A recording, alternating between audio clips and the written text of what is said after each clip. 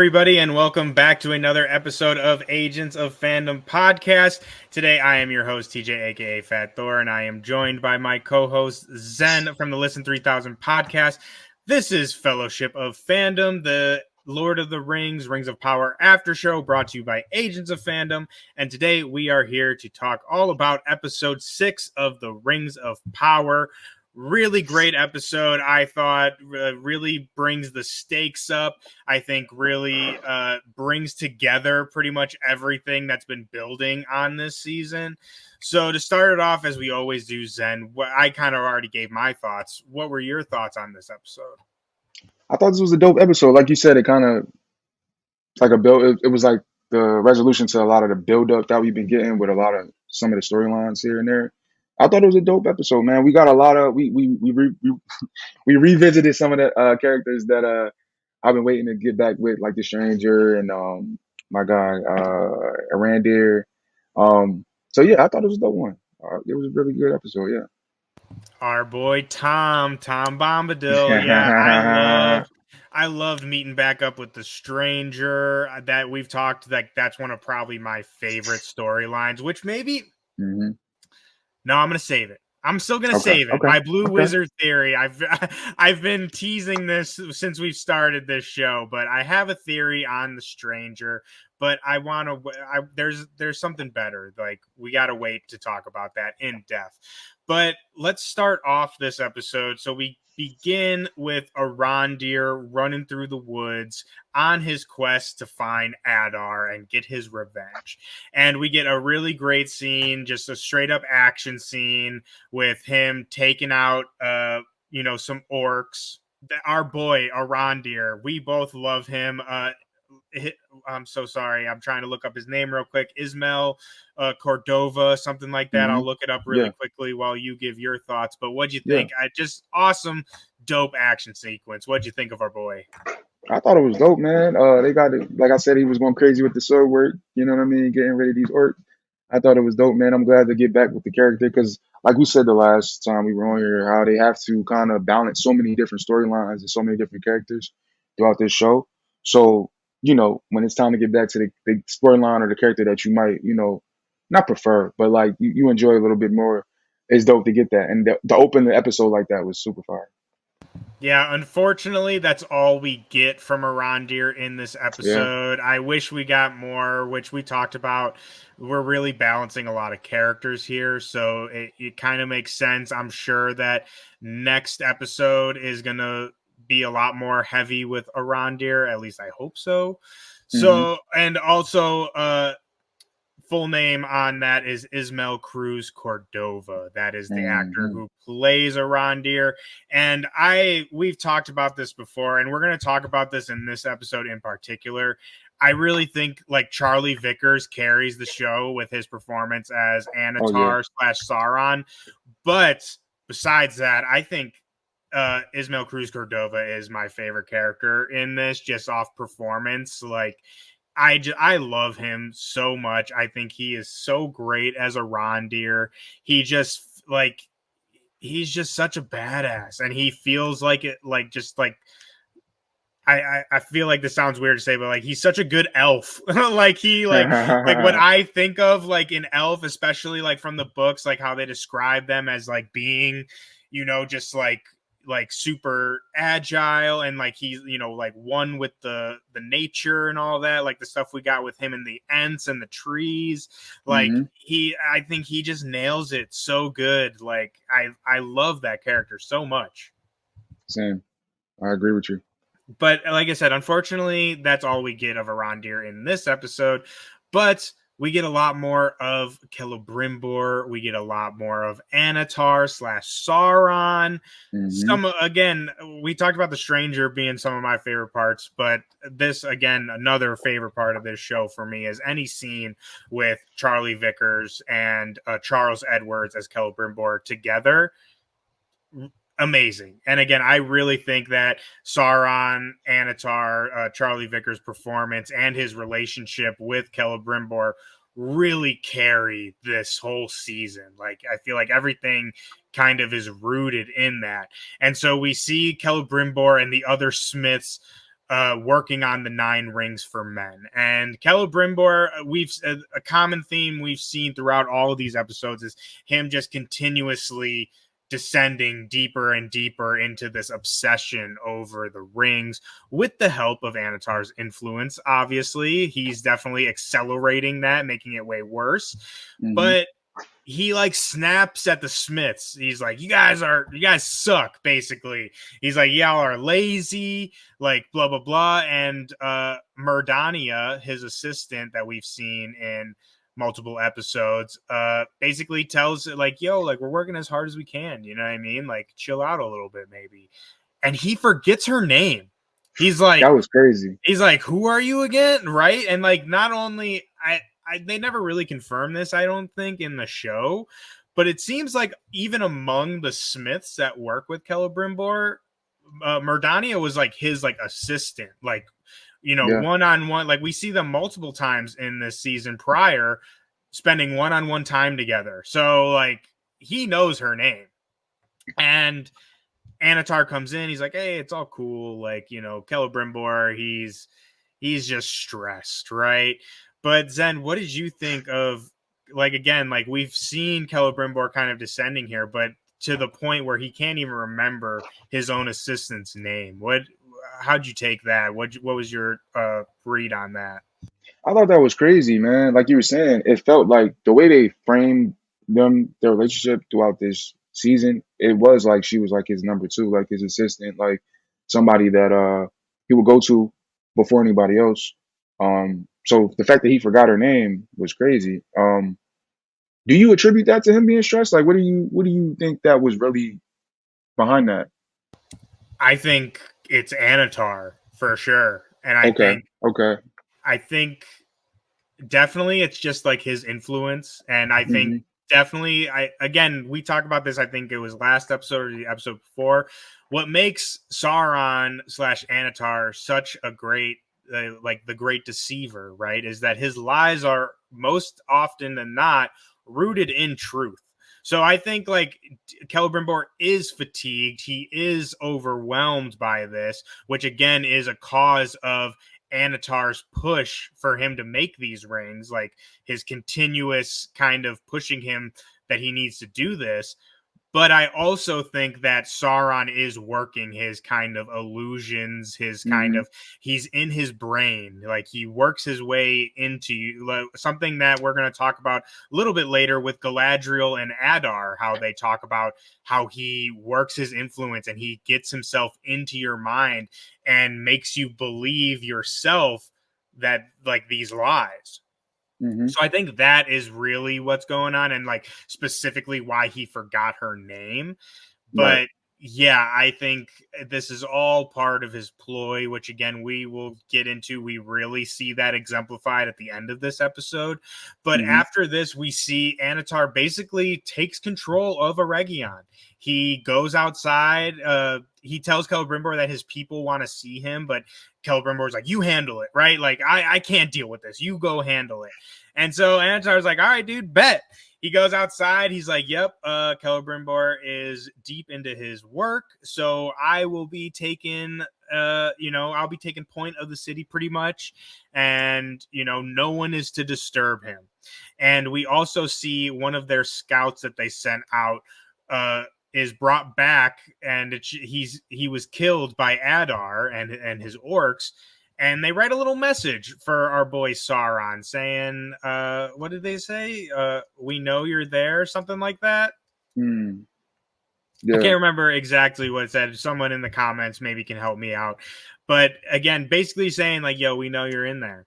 So Zen, what do you think? Again, we kind of see this play out towards the end of the episode, but in that moment, what were you thinking of Anatar? Like, again, he's basically taking control of the entire city at this point, subtly, but he's in charge now. I feel like it's all been a part of his master plan, all from the jump, that this is what he wanted to do. Even thinking back to, we were just talking about Celebrimbor forgetting her name. I think back to the episode prior to that when he had the conversation with her after she had the vision, and he was like, yeah, that was Celebrimbor, so don't tell anybody.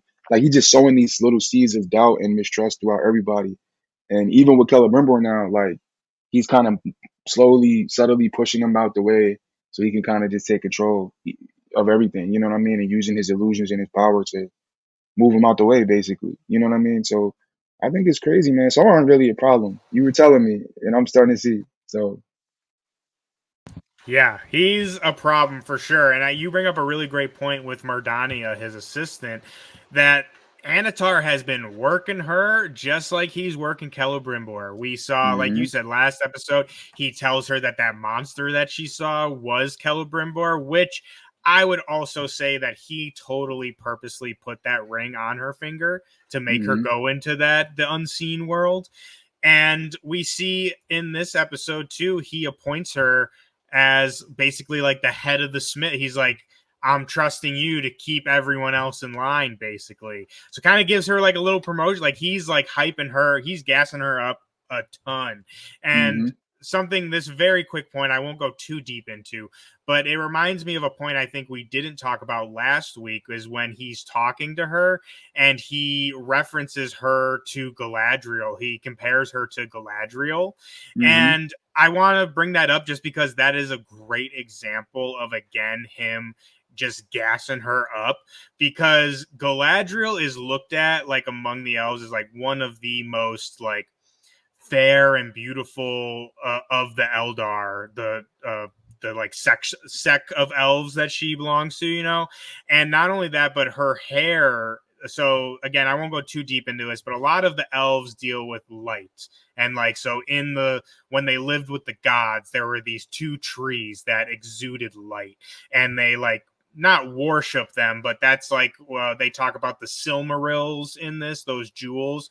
The reason why those were so great was because they captured the light of the trees.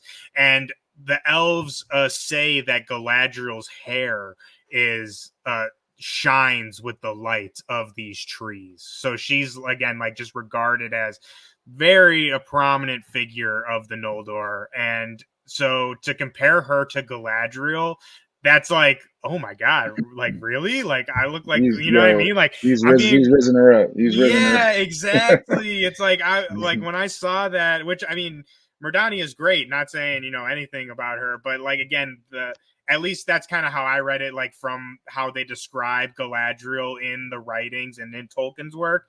Is like I said, she is like kind of considered more beautiful than your average elf. So him comparing, like, that was very deliberate. And again, like you said, he was deliberately risen her up. And I think Mhm. we're going to be seeing more of that as we go forward. But next up, which I think goes perfectly into what we're talking about, again, with Sauron's influence, how he worms his way into people, we finally meet up with Galadriel and Adar. So we talked in last week's episode, or perhaps even the week beforehand, where she gets captured by Adar and she's been his prisoner. And we see them, they kind of have a little meal together. They kind of chop it up a little bit. Mhm. And something I want to bring up, because like I said, we were kind of talking about this point already, is Adar tells her this story about when he was a prisoner of Morgoth. So we talked very briefly in another episode how Adar used to be an elf. He was tortured and corrupted by the old big bad guy Morgoth. And he tells this story about when he was prisoned by him, that Sauron actually came to him and showed him kindness. And he gave him some wine. He talks about how like he was starved and all that, chained up. Sauron brought him some wine. He talked to him. They like, we're chilling. And he, like I said, the point that I mentioned briefly is he brings up how Sauron comes to you with the sweetest truths that you could ever imagine. And he works his way into your mind and makes you truly believe that what he says is true, and makes Mhm. you, and like implants thoughts that you believe are your own, but really come from him. And Galadriel admits that she was a victim of this. And we saw that in season 1 with Hellbrand, and something that was heavily alluded to in the first 2 episodes of this season, when Gil-galad straight up tells her, like, yo, you're a liability at this point. Like, he has access to your mind. So, Zen, I want to get your quick thoughts on this, because we, again, have talked about this before. And what did you think of getting a little bit more of this backstory with Sauron. And again, given the things that we've already talked about with him, genuinely thinking he's doing what's right. I thought it was interesting again, giving Sauron more context, just seeing how other people view him, and we got to see that. I don't know, was it the first episode or was it the when we got to see with Adar, Sauron, and the orcs when Sauron gets destroyed that first time and has to redo his body and all that stuff like that. Just even seeing all of that, and then seeing how Adar like kind of reveres him in a way, it's just an interesting context to the character because we've already seen so many different sides of him. We've seen the manipulation, we've seen the evil side. So it's just giving more layered context to this character, and it's crazy to me now, like watching the show and you telling me how he's the villain of the movies as well. It's just wild. Like this is a great character. Like and just man, it's one of the best villains I've seen so far, and I haven't even got to see him really go crazy yet. So just what they've been doing with the show is dope, with the context for him, Yeah, 100%. And that's one of my favorite parts of this is because, so for people out there who haven't read Lord of the Rings, Sauron isn't even in that book. Like Sauron doesn't even show up in the book. It's just people talking about him and like Hmm. he's like this ominous threat that's just out there, but we don't actually meet him in the book. And same thing with the Peter Jackson trilogy. Yes, Sauron is in every single movie, but he's just an eye. Like it's just people talking about him and like talking about what he did do in, whatever. And just basically the threat of him in those movies is the threat of him coming back. Like that's what they're fighting against as opposed to like him himself, I would say. Hmm. So Hmm. that's what's so great about this series is like you said, I mean, Lord of the Rings came out in like 1950, like so long ago. And at this point, Sauron is like on the level of Darth Vader, Yeah. what's it called? The Godfather, like classic villain. Even if you've never seen the show, a lot of people even will just know that name. So this is really the first time we're seeing him doing shit. You know what I mean? Like actually being a bad guy and like out there doing shit himself, not his minions, not his people, himself. And again, just diving deep into the layers of the character. And I wouldn't say as far as like the comparison of like Thanos, where in the sense of like I relate to him or like can Hmm. sympathize with him. I wouldn't go Hmm. that far. I don't really sympathize with him, but I understand him a lot more. And it's like, obviously, people who have read a lot of Tolkien work kind of get that from the books, but to see that in live action, see someone actually embody that. And we talked about, again, Charlie Vickers' amazing performance. I think he portrays that so well in just like some of his facial expressions, especially like later on in this episode when Celebrimbor kind of pushes back on him. Hmm. I feel like his face can relay that really well, like that kind of little deceit underneath Hmm. it. Hmm. So I love that. But we kind of went on a little tangent about just that Hmm. very quick little story Adar Yeah. tells Galadriel.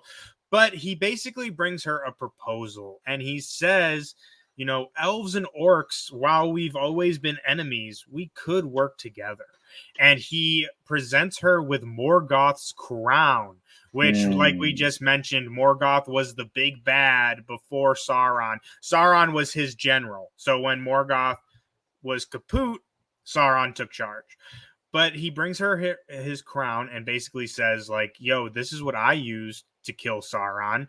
And while maybe it didn't completely work, it definitely did something. And with your ring, maybe that might just be enough to finish him off for good. And he kind of just leaves her with this proposal. Like, he's like, I'll give you some time to think, right? Galadriel's for sure not having it at first. And also another really a quick point I want to just bring up because it'll relate to something we talk about later. In their initial meeting, she calls him orc. Like very like derogatory. She's got some spite in that when she says orc. And Adar corrects her and says Urik. Like, no, we are Uriks, which is the Mm. name that he gives himself and his children. So that's a very quick point that we'll relate to back after. But again, Zen, what are your thoughts of Adar's proposal? Do you think we see things play out later in the episode, but this initial meeting with them, do you think he's he's coming with a genuine offer, or do you think he's trying to play Galadriel? I genuinely don't know, bro. I just was before you said the word genuine. That was what I was thinking. I was gonna ask. Like, I don't know if it's genuine or not. I really don't know because I feel like you really can't trust them. Like it just seems like they're kind of set and intent on what they want to do. I don't know if I'm gonna jump ahead when I say this part, but That's all right. when Jump they ahead. okay, when the orcs were gonna like I guess go to the city to try to get Sauron, and she was like, "Hold up, I think this is what he wants you to do. He has no army, and you're about to give him one. He's just about, you know what I mean?" So I'm like, I'm sure he's not gonna take heed of that information. And obviously, we see the end of the episode. So I feel like I don't know. You can't really reason with them. So I don't know if you can trust them either. You know what I mean? So like I don't think so as a genuine part. I feel like you're even if it goes well for a while, there's this level of something that of mistrust that they can kind of backstab. You know what I mean? When once they get what they want out of the situation. Yeah, so you think that he was always just trying to get information on Yeah, her? yeah, yeah, See, yeah. I don't know. I think that his offer was genuine at first. I really Okay. do, but I think that once, which I think he brings up a good point as well, which I think that's another piece of this series that I really love is we talked with Rose about kind of them humanizing orcs a little bit more and like kind of Mhm. giving their perspective, which I really enjoy because most of the time they're just depicted as like just mindless minions, you know what I mean? Just like little Mhm. henchmen. But I do think that he was a little genuine in that. But so jumping ahead towards the end of this episode, Galadriel accepts his offer. And not only does she accept his offer, but to show her respect and but again to show that she is so when Galadriel accepts she is genuine with hers Mhm. because Yeah. like Yeah. I mentioned in the beginning she refuses to call him an Uruk, she only calls him Orc, but Mhm. then when she accepts she calls him Uruk, again showing a little respect, showing that her offer is genuine. And she spills the beans. She tells Adar that Hellbrand is Sauron. He is in Eregion, and Elrond has her ring and is going to Gil-galad to gather reinforcements. To which Adar immediately betrays her. He basically says, "Hey, thanks for the info. That's what I needed. So let's get this party started, right?" And I think, again, going back to the original, like, genuine offer, to me, I think that Adar's again, his original offer was genuine because he thought Galadriel had the ring. But once he learned like she didn't have the ring, he's like, "Oh Mhm. fuck, I don't need I need Elrond," which I think he also knows like his best chance of making that deal was with Galadriel. And if Mhm. Elrond is coming with Gil-galad, there's no way that they're gonna even give him a chance to speak, right? So Mhm. that's kind of how I read that, and I again, I definitely has ulterior motives, but he wants that ring. You know what I mean? Again, once he learned like she didn't have it, he's like, "All right, I don't need you anymore." So Zen, yeah, give me your thoughts on that, and then if you want to, let's jump right into the point of like you brought up Galadriel then realizing this is all part of Sauron's plan in the first place. Mhm. Yeah. I think it's just crazy how like you said, like he has to use Galadriel as like a bargaining piece at this point because like that's the only way he'll even be able to get into the door with them before them striking them down. So I feel like like you said, once he figured out that Elrond has the ring, it was just like, all right, thank you, and we'll get you when we need you type Yeah. time. You know what I Thanks mean? for So the info. yeah, yeah. But I wonder, is he gonna go? See, you know more than I do, so like, I wonder, is he gonna understand what she was saying about him bringing the army to Sauron. Like, you know what I mean? Like, he knows firsthand how crazy Sauron is. So for the fact that she kind of like peep game was like, yo, hold up, this is his master plan. I'm hoping he sees it before he kind of jumps the gun. But it seems like it's kind of a little too late with that. I feel like he might just it's already it is what it is with that. You know what I mean? But I Yeah, kind of wish he would have seen. You know mhm.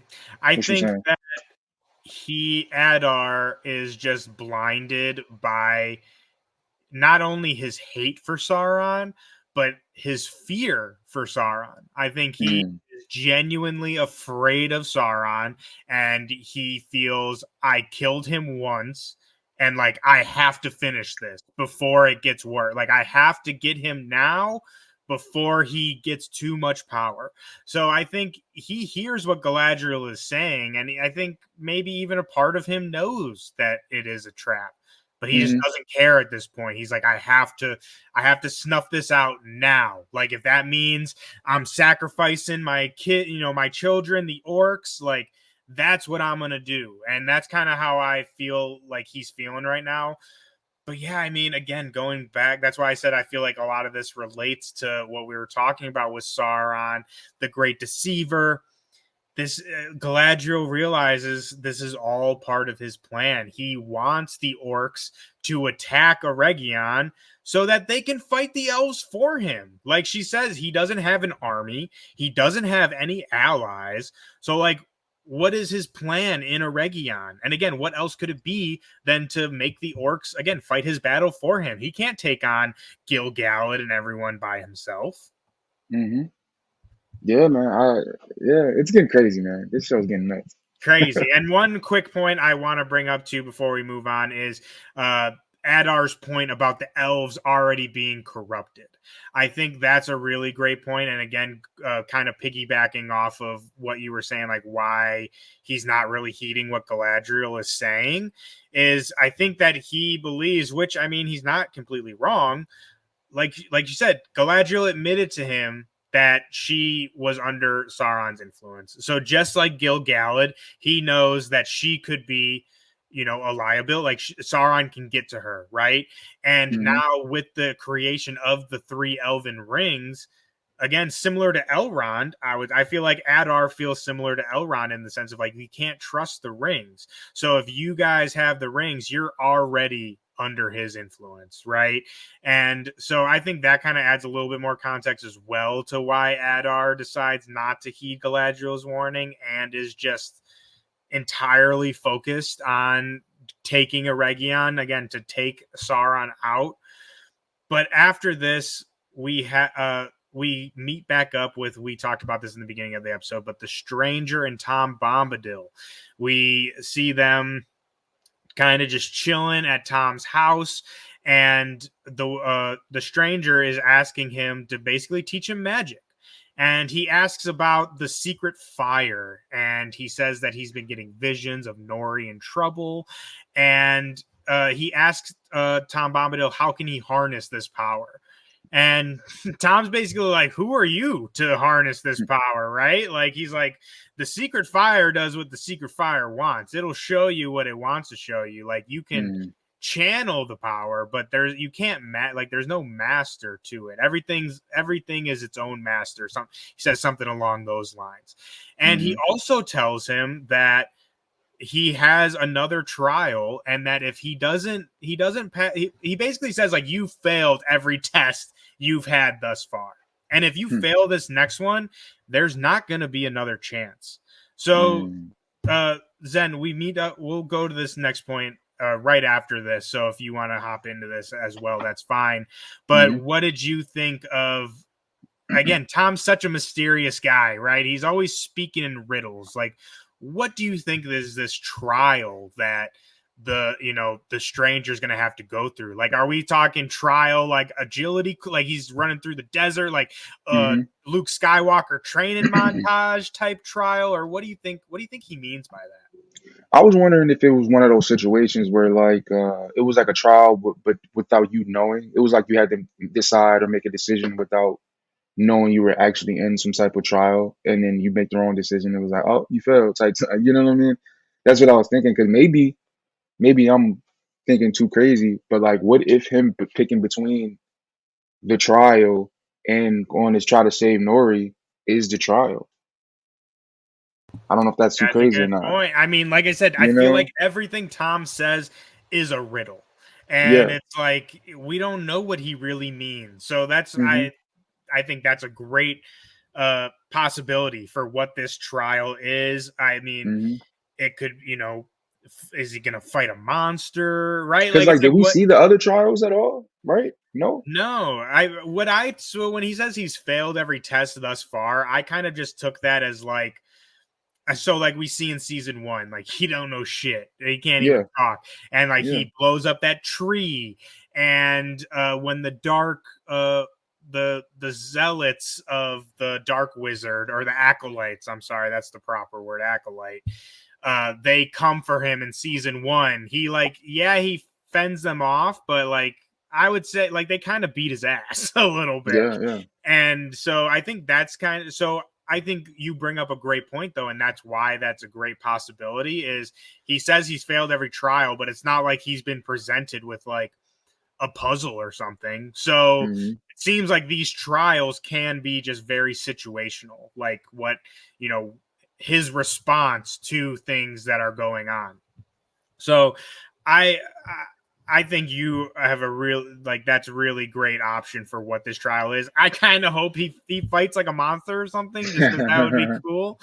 But so we moving on from that scene, Tom takes him to the desert and basically proposes to him exactly what we were just saying. He says, you have to choose between your destiny and saving your friends because the stranger is continuously telling him like I feel like Nori's in trouble, like I have to go save her.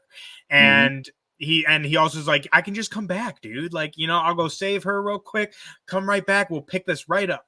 And Tom is like, "Nah, dude, you can't do that. If you leave now, you cannot come back. And if you Mm, do that, you're going to leave all of Middle-earth in peril." And like just interesting. leaves him with that decision. So again, Zen, I think you bring up a really great point. I think this decision is part of the trial for sure. Hmm. And it's like, but I don't know, man. I don't know. Tom brings up a This good got me point, thinking, bro. Like, who is Tom, man? Who is he? Who is this guy to dude. kind of just come through and and pose these questions like this? Yeah. Like, it's wild to me. Did we talk We about did, we Tom? did, we did. I just Uh, mean it in like a general way. Like, yo, like, yeah. who is this guy to come through and just do this to to the Yeah. stranger? Like, come on, man. He's eldest, bro. He's eldest. Yeah. Tom was there before the first acorn dropped. So, but yeah, people maybe who didn't tune into our first episode on Tom Bombadil, I kind of described him a little bit. He is a purposely mysterious character in Tolkien's world. Tolkien said himself that he purposely put Tom into the world to add a little mystery. Anyone who's read the books knows again that Tolkien is very descriptive with his work. Almost every character has very long history, backstory. Tom is the exception to that, and he purposely put it in there to be that, to just be a kind of mystery for people to question about, like, what is he really? All we really know is that he is very powerful. He describes himself as eldest, so he is just a genuine mystery, and he's supposed to be a mystery. And I want to shout out the actor playing him because I think he's doing a great job. He's so lovable. Rory Kinnear. I hope if I'm mispronouncing that, but yeah, I think he's doing a great job. Very lovable, very mysterious kind of guy. Besides Tom, leave him for a second. Go back to the stranger again. You already kind of said your thoughts on you think like this decision is part of his trial, but Mhm. what do you think he's gonna do? What do you think he's gonna choose? Because I think it's a hard decision. Obviously, we want to immediately say save Nori because Mhm. we've been following her for 2 seasons. But if that means the peril of everybody else, like is as much as we love Poppy and Nori, is the life of two Harfoots equal to the whole The whole Middle Earth. population of Middle Earth? Yeah. I don't know, bro. I again, like you said, like it is a difficult decision. And like I really don't know. You know what? I don't know. I doubt this happens, but it would be dope if he would have like bargained with Tom. It was like, all right, so I'll do the trial, but you saved him for me or something like that. You know what I mean? Like trying to find some Yeah. middle ground so he could try to get both things done. Hmm. But yeah, I feel like he might. I feel like he has to kind of go forward to the destiny part, man. Like I know we love Nori and Poppy, but I feel like he has to figure out who he is and what he is. You know what I mean? So hopefully they can stay safe long enough for him to do that and come and save him afterwards. You know? Yeah. And something else I want to mention. So, like I said, I'm going to save my Stranger theory for a little bit later, but this Hmm. is no secret. A lot of people have been saying this online. A lot of people think that he is Gandalf, and like Gandalf is the main wizard that we follow in the Lord of the Rings. He's the one that sets Bilbo and Frodo off on their adventure. Famous character, like probably one of the biggest characters in Lord of the Rings. So a lot of people think that he is Gandalf, which is completely valid. I think, people think that there's plenty of evidence for that. But Tom brings up a very big point that Gandalf also brings up to Frodo in Lord of the Rings, which I wanted to bring up really quickly. Hmm. But Tom basically tells the stranger, he says, when he is talking about saving Nori, he says, a lot of people who deserve life die, and a lot of people who deserve to die live. He's like, but who are you to decide that? Like, who are you to decide who deserves to live and who deserves not to? And that is a sentiment that Gandalf will later echo to Frodo when Hmm. Frodo questions him about why Bilbo didn't kill Gollum. So anybody who has seen or know about The Hobbit, that Bilbo originally gets the ring from the creature Gollum. And so Frodo's asking, like, why didn't he just kill him originally? And Gandalf tells him, the pity of Bilbo may just be the thing that saves everybody. And again, basically says exactly what Tom says is, many people who live deserve to die, and many people who don't deserve to die do die. So again, who are you to make that choice? Like, are you strong enough to make that decision, Frodo? You know what I mean? So Yeah. again, I have my own theory about the stranger, but for those out there who do think he is Gandalf, shout out our buddy Rose from our second episode. He brought that up as well. That's a great piece of evidence to support your guys' claim of him being Gandalf. But I will say whether or not it's Gandalf related or not, I just think that's a really great kind of callback to the original movies. And again, we know that he's a wizard, so I like to think that that's just something wizards have to learn. You know what I mean? Because they Hmm. are very powerful beings. So they got to learn this kind of restraint. And again, like, who are they to decide what, the fates of the world, right? Like, that's Hmm. not in their hands. But after that, speaking of fates and, choosing your destiny, we then meet up with some of our other favorite characters, the dwarves. We go back to Khazad-Dúm, and we see King Durin is same thing with Celebrimbor, continuously descending into this kind of greed, his kind of worst qualities about him, something we talked about last episode. But he calls Prince Durin to meet with him, and he reveals it's actually Anatar who wanted to meet with him. He Mm. comes in all slick from behind the throne, and he basically asks King Durin for more mithril, something that Celebrimbor tasked him to do to get more mithril for the rings. And King Durin is, you kind of think that he's going to take his offer. He offers him like timber and stuff for in exchange. Like, that's not important. But Prince Durin is like, whoa, whoa, whoa, like, hold on, that, he's like worried, but then King Durin's like, nope, I don't want to do that. Thanks for coming by, but I'll see you later. And Anatar, as he's about to leave, he sees a little vision of the Balrog in the one of the like little flaming torches, and he's got this little smirk on his face. He's like, all right, I respect that. I'll see y'all later. So, Zen, I know you haven't seen the original movie, so you probably don't even know what a Balrog is. So, what were your thoughts? We'll get into King Durin's response to all this in a minute, but just based off that, like you saw this crazy monster, what's going through your head? And did you also think like, damn, all right, King Durin, like he's not as lost as we thought? Yeah, man. That was good to see that he wasn't super twisted from the ring like we thought, like we were kind of talking about the last episode. Um, but yeah, that Balrog looked crazy, man. I'm interested to see how that plays out because this is like, bro, what is that? Is that something that's prevalent a lot in the movies? Like, are those like all around or? So yeah, they're not all around, but probably the most famous scene from the original Lord of the Rings movies. I know you Mhm. haven't seen them, but I would argue you probably have seen this scene or have, seen at least a parody of it. But one of the most famous scenes is Gandalf faces off against a Balrog, which is that Mm. big kind of flaming demon dude actually in Khazad-Dúm. It's Oh, obviously this is like hundreds of years later. Khazad-Dúm yeah. is abandoned at this point, but that's where the Balrog is. Gandalf and the rest of the Fellowship come in contact with it, and Gandalf stays behind to face the Balrog. And again, this is the scene that you probably have seen. Hmm. But that's the famous standoff against Gandalf and the Balrog. You shall not pass, and Oh, like with the staff. That's that scene. yeah, with the staff. Oh, Yes. okay, okay, Like okay, again, like the most okay. famous scene. So like that's where that ends up, right? And so again, we see Sauron like, see this Balrog in the flames. And another really quick point I want to bring up, just because I'm the Tolkien nerd here, I gotta bring up the little Easter eggs and stuff, right? But actually, the Balrog is the same, I guess you could say, species, if you would, of Sauron. He is so they call them the Maiar. And so the Balrogs are of same power level as Sauron is. So they're nothing to mess with.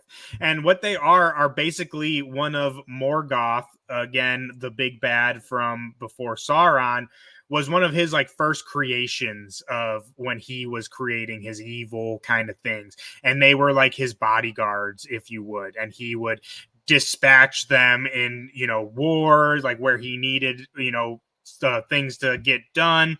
They're big. In the books, they're described as like just kind of shadowy figures with big shadow wings and like flaming whips. But in the Peter Jackson trilogy, he, made it a little bit more cinematic, a little bit more Hmm. demon like scary monster, right? But again, they're not just like dumb monsters. They're intelligent. They are very powerful. And after the War of Wrath, that big war that we talked about a couple episodes ago, most Hmm. of them were killed off and died off. But some, especially this particular one, were able to hide away and hide themselves away once Morgoth was defeated. Hmm. So again, that was a little bit longer than I wanted it to be, but that's just a little lore for you for the Balrog. And after that, we were just talking about, like I said, again, we get this kind of inclination, like, okay, King Durin, like my boy, you're not as far gone as we thought. But then it's revealed like he's honestly further gone than we thought, because he tells Durin, he's like, yo, dude, like they're gonna come back with a better, like he's like, they're fucked right now, so they are gonna come back with something even better, and then we're gonna take all that shit.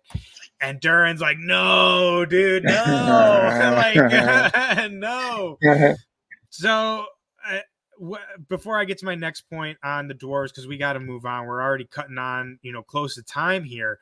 Were you just the same as me? Just like, come on, dude, no, don't Yeah, do bro. this. It just sucks, bro, because we get to that conversation with Duron's. I don't remember her name. Duron's wife. Her Decent. just kind of decent. Okay, her kind of just like, yo, like he's that conversation they had about the king, which is interesting to me. Just seeing him make these choices and how it's weighing on Duran. You know what I mean? Like how it's affecting him, and he's just like, bro, like I'm just seeing him be like this, and like I know it doesn't have to be this way type time. You know what I mean? So Yeah. it's. Yeah, I'm right there with you, bro. Yeah. I was sad about that, man. And you bring up so Like, after this, he's talking to Disa, and he's like, it's still my father at the end of the mm-hmm, day. Like, yes, he's my king, and yes, like he's obviously going down this wrong path, but like when I look at him, I see my dad, and I mm-hmm, great scene. Really, mm-hmm, I think hit like not only does it hit the like again the tension that we're talking about, just seeing this kind of progressively get worse, but really just like the heart of it too, mm-hmm. and again Yeah. that part really hit me. But something else I want to bring up really before we get to Numenor and how this episode ends is that Prince Durin is begging the king to take the ring off. Like, just like he's like, prove that you are in power of the ring, and the ring's not has power over you. And King Durin not only refuses to take it off, but Prince Durin tries to take it. He swats him across the room, kind of showing like again how this ring is giving him powers, like Mm-hmm, as not even just like his ability to see through the mountain as he calls it, but mm-hmm, something, again, another little Easter egg I wanted to bring up for everyone that I think really is showing the parallels of how these rings work, their influence, is King Durin calls the ring precious. He says no, it's mine. He says it's precious to me, or something along those lines. And that is again call back to original Lord of the Rings. That's what Bilbo calls the ring. And not only that, but almost this scene plays out almost exactly as it does in Lord of the Rings when Gandalf approaches Bilbo about the ring. He says he's like, maybe you should give it up, something along those lines. He's like, no, it's mine. Like, I found it. Like, it belongs to me, right? And so I think we're really seeing that parallel here with King mm-hmm. Durin, and like the fact that he called it precious is not a mistake. It's nice. That was very Yeah. intentional. And again, even if you haven't seen the movies, I feel like almost everyone's aware. Gollum calls the ring his precious. Like, Mm-hmm. precious is a very intentional word to use. So yeah, I feel so bad for my boy because again we've talked about I love King Durin. I think he's a really great character. Shout out Peter Mullen who is playing him. I think he's been giving a fantastic performance, and it hurts. It hurts to see him go through this, especially with Durin watching this go down. And like Disa says it perfectly, you know, the further he goes, he's going to bring all of Khazad-Dúm with him. So honestly, Mm-hmm. it puts him in a very similar situation as the Stranger. Yeah. Everyone, everyone has to make some hard choices here. Everyone is in a very tough position, and I think that just goes back to how we talk about seeing this influence is affecting everybody. But we're already closing in on time, so we have to talk about Numenor very quickly. We get Yeah. a lot of, not a lot, but decent amount of Numenor in this, kind of split up between 2 or 3 scenes. But major points of the stuff in Numenor is Elendil just refusing to give in to Farazone, Mm-hmm. refusing to bow to him. So they decide to make him stand trial, and instead of killing him, they're going to give him the opportunity to be judged by the Valar, who we talked about before is basically the gods of this world. And at the very end, right when they're about to put him to the trial, Miriel comes in. Miriel comes in and she decides she's going to stand in Elendil's place because of his crimes were committed in her name, technically. Excuse me. So she faces this trial, and what this trial is she has to face what they call the sea worm, which is just a big old scary sea monster, big old sea kaiju. And it's actually the same monster that we saw in episode 1 that Sauron comes in contact with when he falls into the water. So interesting parallel there, how they both kind of stood trial technically by the Valar. But we see Muriel makes it. She comes face to face with this monster and it lets her Mm-hmm. go. So, Zen, I know I kind of summed up all the Numenor stuff here, but what did you think of all the Numenor stuff? Elendil's his conviction to Muriel, and then her standing that trial. Do you think that was a word from the gods of approving her, or do you think it was just coincidence? Um, I think it might be a little bit of both. And again, like the Numenor stuff has to be some of my favorite parts of the show, just getting these characters, um, and her getting thrown back out at the end. Because I honestly didn't think she was gonna make it. I'm gonna be honest. When they when they put her in the water, I didn't think she was coming back up. I thought that was a wrap for her. But when she came back up, and like the crowd seeing it, I feel like you look at King Pharazôn's face, and he's like, "All right, hold up, what did I just do?" Because now I feel like the people's on her side. What do they call her? Like Queen of Yeah, the Queen of Water the or like Queen of Sea. the Sea? Yeah, they were Yeah. all So, chanting for her, which it's like, go back last episode. Everyone's hmm like, fuck you. Like they hate her. And now they're yeah, like, Queen of the Sea, Queen of the Sea. So I think you nailed it on the head. Pharazôn kind of screwed himself with that. yeah, yeah. I feel like he already was making kind of dumb decisions, but now, like, I feel like now he really gonna have a problem when the next few episodes, because like I feel like the people are kind of gonna be on the fence about who they really want to be in control. You know? Which makes me scared of what Pharazôn is going to do next to True. sway. Because we've seen in multiple episodes now his attempts of swaying the public away from like the faithful and stuff. Like I would say, them all having to line up and put their swords on the table, like that was a power move. That was a move to show like, oh, these dudes aren't as powerful as you think, right? Like I'm the one that's in power here.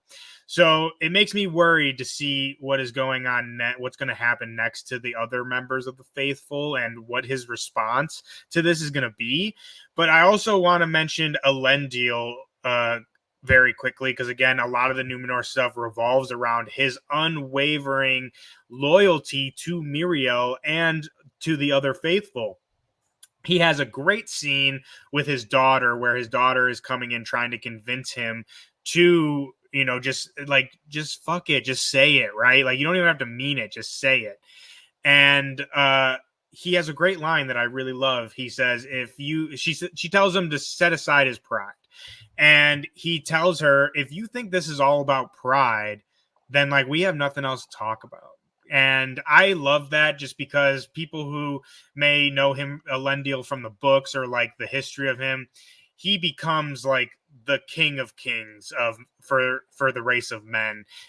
He is the one who starts Gondor, which is from the original trilogy, the kind of big city that men make, and like really, he's that guy, right? Like he is that guy. So I really feel like we're getting a lot of examples of why he is that guy, you know what I mean? And like why he is the king of men, and how he will one day be the leader of, we talked about it before, that the end, like where this all ends up, that big war, it's hmm him, Gil-galad, Elrond. It's like I feel like we're really getting really great examples of his character and hmm why he's such a great king, and the great things he's gonna do moving forward. Yeah. How long do you think this show is gonna go for? You think, like setting not down, knowing where it goes. You know what I mean? I mean, the showrunners could be wrong on this. I think they've said that they're shooting for 5 seasons is Okay. where they're going, and I Okay. think I think that's perfect. At least in Okay. my opinion, from what I know of, like again, where the story's going, what's going hmm on.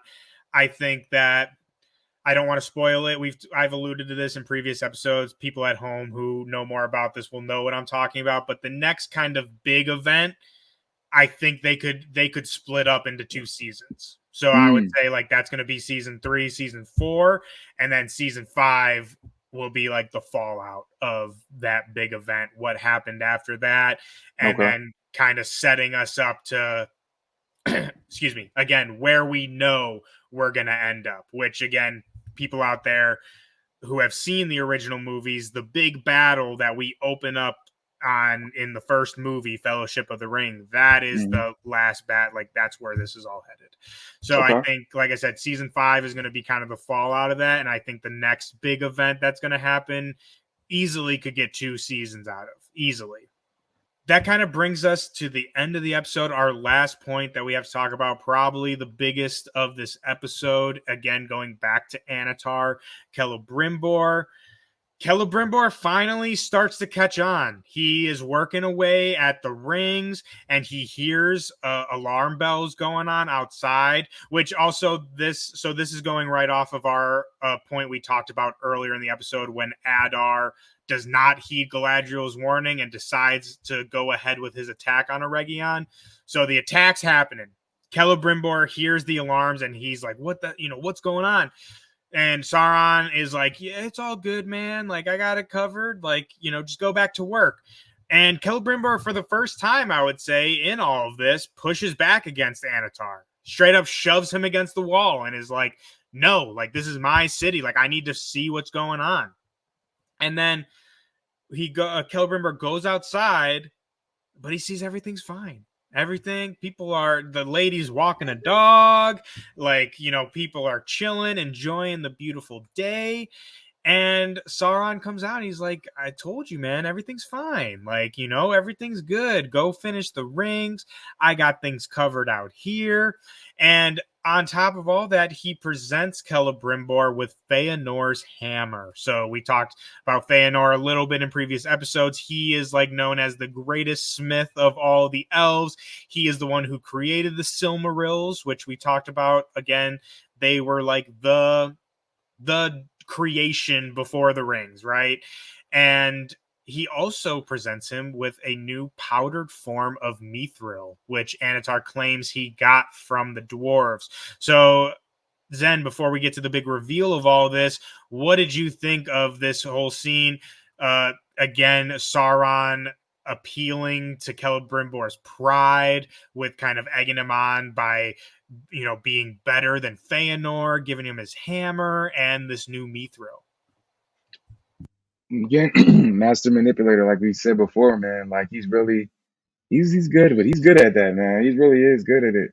Just even show him in the vision. Like I had to hit you and ask, like, yo, was this really what was going on with this? Like, because he really was like playing to kill about you said playing to Celebrimbor's ego and pride and just what he wants out of things. You know what I mean?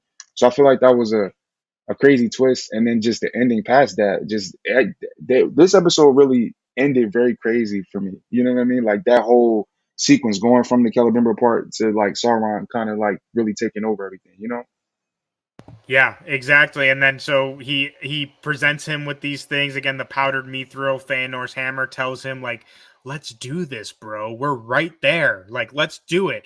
Celebrimbor goes back. Sauron like lifts his hands, and the deception is gone. We see that all of this was just an illusion that he put on Celebrimbor, and everything is going to shit. That lady that was walking that dog, she's running screaming. The things are falling, rubble's coming down, big ass what would you even call those, Zen? Like fireballs, Yeah, catapult, like that's yeah. what I was looking for. Yeah, it looked like comments, low key. I know it Yeah, wasn't comments, but it looked crazy like that. You know? something bad. Yeah, And Anatar slash Sauron just kind of walks through all the destruction. he had a He little smirk looks on his out. face. I'd say he's got that little shit-eating grin on his face, and it's just his plan has all come together. I think that was like the confirmation of what we were talking about with Galadriel. Like, yeah, he did plan all of this. All of All of this. this has been according to his plan. And something else I want to ask you about, because I've seen people saying this online, and I didn't even consider this at first. I considered him using. So we see Sauron cuts his hand in this episode. He slices his hand open. And I've seen some people say that they think that so the powdered mithril that he offers Celebrimbor, they're saying like that's not even mithril at all. That's just straight up his blood. And Whoa. the mithril is part of that illusion as well. And I originally, before I saw people saying that, I assumed like he definitely like tainted it, right? But I didn't really consider that the whole mithril itself is an illusion in itself. So what do you think about that, Zen? Do you think what side do you lean on? Do you think he really did get this mithril from the dwarves and he just is infecting it, or do you think it's a complete illusion and that's just a thing of his blood? Man, I didn't see that theory, but that's crazy when you think about it, because like that's even twisted, more twisted than I was thinking. I would like it to be the Mithril and he tainted it, but the blood would be a crazy twist. Honestly, like if that came out to be what that was, like it's like, yo, you're really on some different, you're on a different level, man. Cause like that, and then they're imbuing that into the rings and stuff like that. Like that's a different level of control he's probably gonna have once, they start spreading, especially given, because these are the rings for the men, right? Yeah. These are the last rings that get made. So like if his blood is involved, like that's crazy.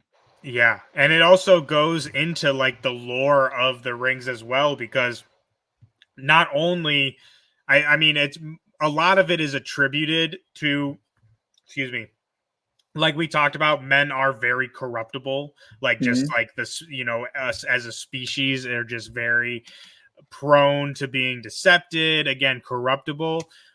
But to, if again, let's just go under the assumption like that is his blood, like this theory is suggesting, I think it's a really cool idea that like that's why the rings of men worked so well, because we talked about this before, but the nine rings are basically one of the only successes of this experiment. The men that eventually take these rings become what they call ring wraiths, and that is Hmm.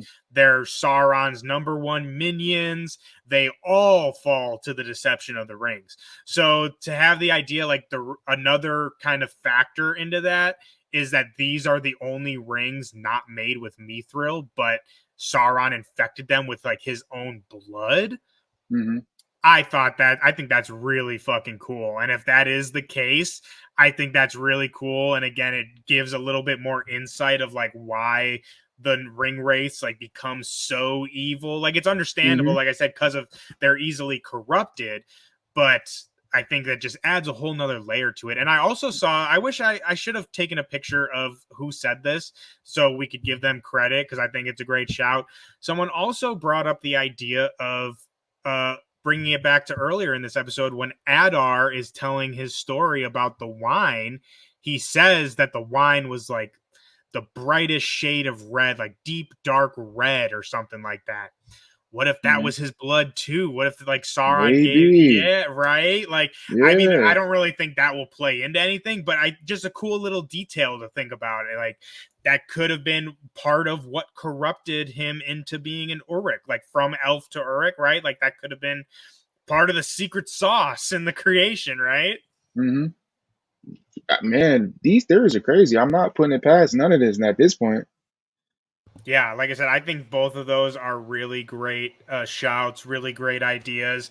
Don't know, who we'll see if that plays out. I originally thought like he did get the mithril from the dwarves, like maybe Narvi, gave it to him or whatever. But it does.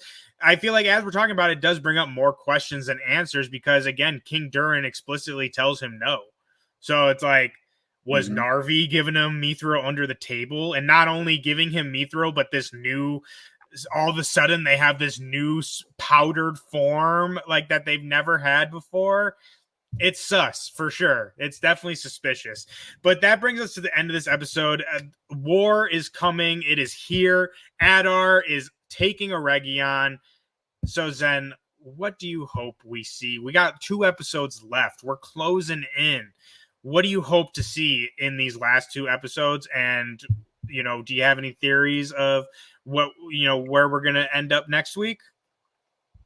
I don't have any theories for next week, but I do want to see the decision for the stranger. I'm really like, yo, what is he gonna do? What's gonna happen with Nori and Poppy? That's been one of my favorite parts of this show, and I'm really curious to see where they end up. Because like that story's been great, but it does kind of feel like Nori and Poppy kind of been a little sidelined a little bit where they've been at with the Norse, right? The Norse, right? Stores, the stores. Stores, the Yeah. stores. Okay, Hmm. they feel like they kind of been sidelined in like last few episodes because like they're just there, you know. But Hmm. yeah, I'm curious to see what happens with them. I want to get back with my guy Arondir. I want to see what he's doing, and I want to see what's gonna happen with the orcs and Galadriel now. Like, where is that gonna go? You know what I mean? Hmm. Especially after she told them the truth. So like, what is he gonna do with this information now? You know, is he gonna, where are we going? You know? Yeah. I mean, the enemy of my enemy is my friend, right? Yeah, yeah. Honestly, in my mind, an alliance, at least briefly, between the elves and the orcs, not the worst thing. And Yeah. I would also say too, I think Adar brings up this point a little bit in this episode.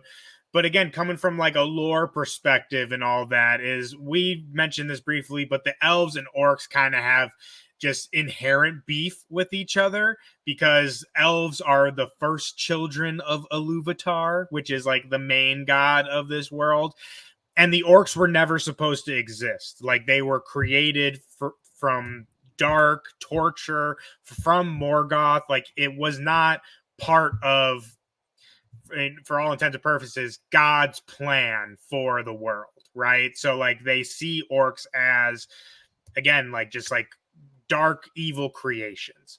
But throughout the show, we've talked about, they've really added a lot of humanity to the orcs. And I think we see now that, you know, orcs are getting fucked just as much as everybody else. You know what I mean? Like they're probably in the worst situation. And we also see, which again does come from Tolkien's works, is that they're not all super cool with Sauron. Like mainly they serve him out of fear. Like that's what he has. Like they don't like him. They're afraid of him. And so I think, again, at the end of the day, the elves and the orcs are kind of fighting the same battle. So again, I think a alliance between the two is not as far out as it may seem on the surface. So I'm interested to see if that could, again, play out. But again, we see Adar just betrayed her immediately. So I don't know. But I think these next two episodes are going to be freaking crazy. Like the showrunners have talked about bringing in some epic battles in this season. So I really hope, and again, I hate to bring up the comparison with House of the Dragon again, but with how that ended, I really hope these last two are very battle heavy. We also talk about too, like, you know, some people I think are a little selfish in that respect of like, you know, everything can't be action. We need to set things up as well. But I'm really hoping these next two bring the heat. Do you agree, Zen? Are you hoping for battle, or would you be okay with like next episode setup, last episode battle? I feel like we can throw some battle in both, man. I feel like we can get both of that because I feel like the way these episodes are structured, it's a lot throughout each episode. So I feel like they can balance out the exposition and the talking and the action in the battle because we've seen it, you know, past episodes this season before. So I feel like they can do that. And then if they want to turn it up on the finale, like you know, they do that, you know. So I feel like we can see that as well. I agree, and like I said, I'm really hoping for some good. We need some good fantasy battles. Like again, I Hmm. don't not. We had a whole show about House of the Dragon, so like we enjoyed it. We didn't absolutely hate it, but I feel like again that left me with a craving, and like I need, you know, I want a good old fantasy battle, like people just fighting it out. So I'm hopeful. I'm excited for these last two episodes. I really think they're going to deliver. In my opinion, this whole season has really delivered for me in almost every aspect. And then right before we do our little plugs and all that, I just want to ask you, now that we're almost at the end of the season, you binge season one, you went straight on into season two. Hmm. Does this make you more like, do you want to go and like watch the films now? Is this piquing your interest now into Middle Earth, or are you, which I mean, no wrong answer either way. Are you happy with the shows? You're going to, you know, stick with this storyline? Yeah, man, I've really been, especially this season. I've been having a great time. I think I'll wait until knowing that this is a prequel to the movies. I think I want to dive into the movies when this show is complete and basically just get the full story. You know what I mean? But I definitely do want to do that. I feel like this is giving. I feel like that's gonna hit different once I get to the movies after watching this whole experience. You know? Oh yeah, and like I really, my main thing is like, so you're hooked in the world. Yeah, did Yeah, this, so yeah. again, we have two episodes left, but so far has this season hooked you? Are you a dork of the rings now? Yeah, man. I'm with the community. You feel me? Like I'm with it. let's I'm Hell yeah, here. Well, everybody, that's all we have for you this week. We have already went over our time, but we just had so much fun, so many things to talk about. So you can catch us again, as always, next week, going over Rings of Power episode 7, the penultimate episode before we get to the big finale. Be sure to tune in for that. Also, be sure to tune in for Agatha All Along. We're going to be having a new Sure. live show after every episode. That's going to be on Wednesdays. We have a great panel of hosts, great panel of guests coming in. It's so, we had our first episode this last Wednesday. It was so much fun. So be sure to tune into that as well. Again, live after every episode of Agatha. And also go check out our another new show on the channel, a Penguin after show. Penguin just released yesterday. Me and Zen were just live with heavy spoilers like 20 minutes ago at this point. So that first episode is already up on the channel. You can go check that out. And again, that is going to be a weekly show every Sunday right after the Penguin. Again, great line of hosts, great line of guests. So be sure to tune into that as well. Zen, I'm going to throw it off to you real quick. We know people who have tuned into House of the Dragon and have been tuned into this show. Listen 3000, the place to be for all your entertainment and music, anything you want. But let the people know what we got. Anything coming up soon? Anything for the people to check out? Yes, sir. We got a new List 3000 episode coming up this week, man. It's gonna be great. It was just me and Caesar this time, so we got back to the basics. I feel like it's a very funny episode, so please check that out if you get a chance. And yeah, man, AOF is cooking, man. AOF is cooking. It's so many shows, so much content. Everybody's doing such a great job. Shout out to the team. Get these interviews on the channel. It's Mhm. podcasts on the channel. It's so much stuff. So shout out to the whole AOF team working so hard.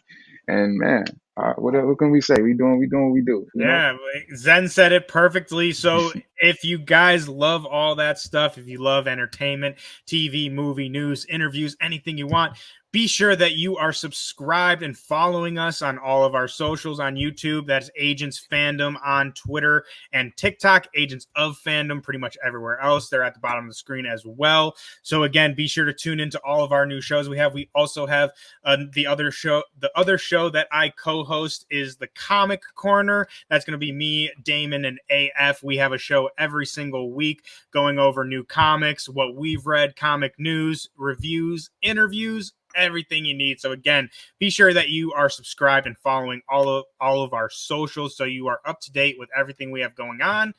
And other than that, we will see you guys all next time.